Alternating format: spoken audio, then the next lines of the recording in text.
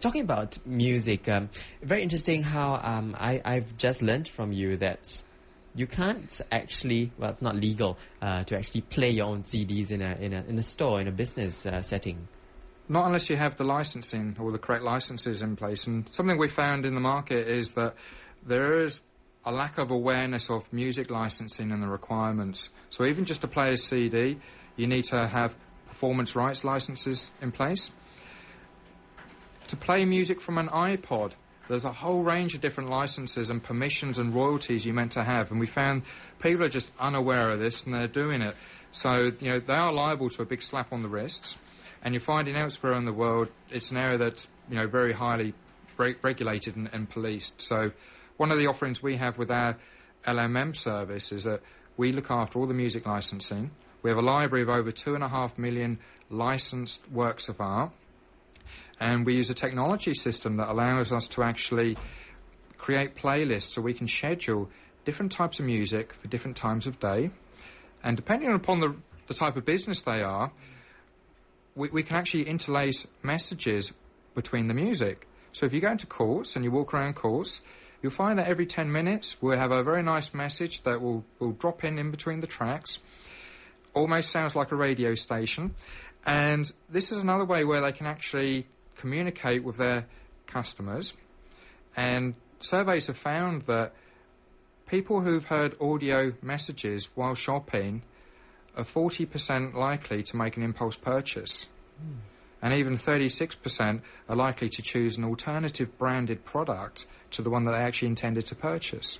You just mentioned about the Courts example, how you weave in promotional messages alongside music. But how do you do that? Because when it's music, say for instance, the shopper will just be browsing and walking around the stores, enjoying music for the background function that it serves.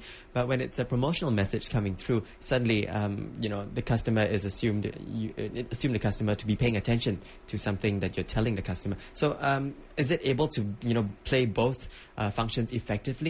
Yes, and it's about really making it work and not just treating it as a very high-impact commercial. The music messages, we craft the scripts, we work with some of the leading professional voiceovers in Asia.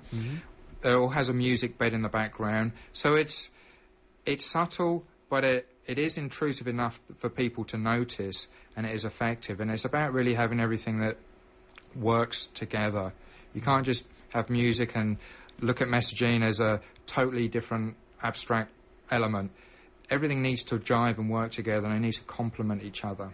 Right. Have you, dealt with clients where you've not only helped them select fragrance, but also to complement that, the music, the choice of music? Definitely. Yeah. Earlier this year, we won our first American account, which was Pan Pacific. They opened a property in Seattle, and they wanted a particular mood within the hotel lobby and the bar.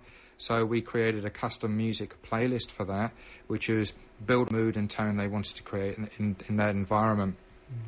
And, we also have clients here in Asia who we're doing that for as well. So it's about really trying to drill down into defining what they want from the environment, how's the brand's positioned, and how can we use music and fragrancing to work in synergy together. And let me just pip in there before we run out of time. We're actually the only company in Asia who provides music and fragrancing in synergy to actually stimulate customer experience.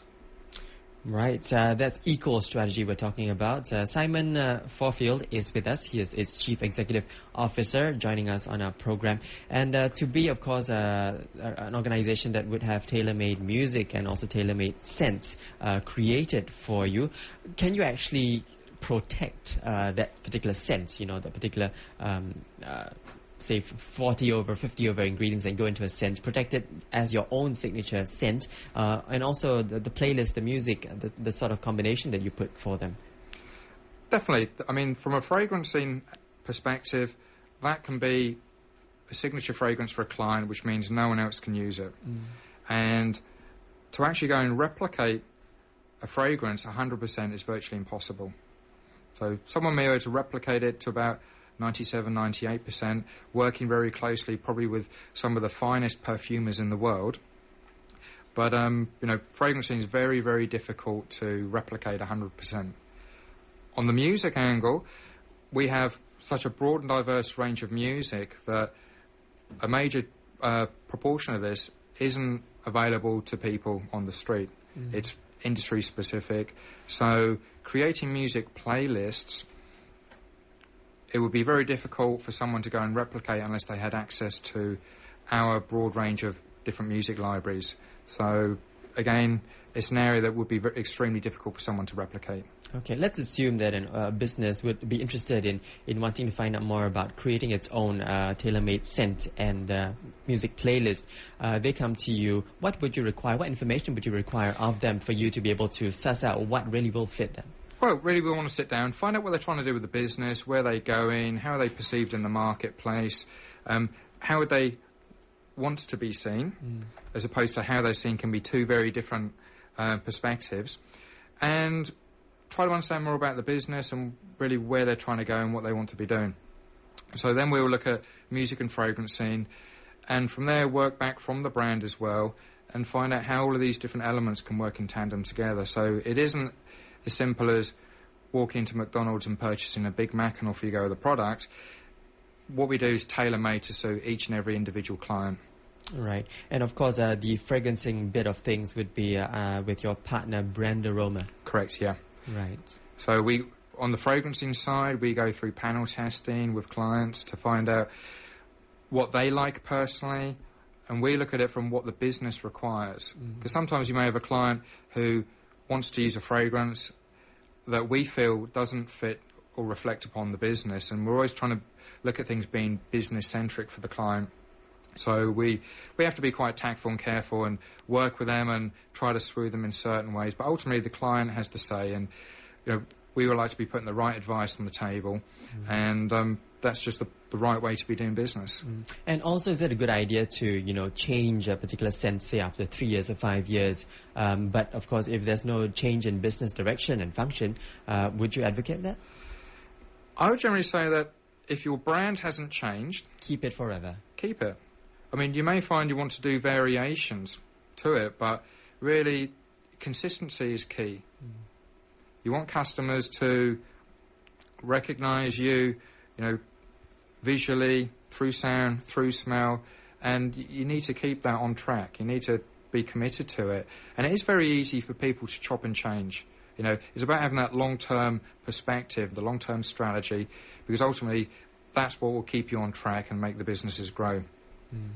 Well, thank you so much, Simon. Simon Faure-Field is the CEO of Equal Strategy. You can visit the website of his consultancy at www.equalstrategy.com to find out more about what services they provide. Of course, you probably heard it all right here in the living room. Simon, thank you so much for your time today. Thank you very much. Very interesting fragranced conversation that we've just had with Simon. Stay with us. We have more of the living room still up ahead after the news. 938 Live.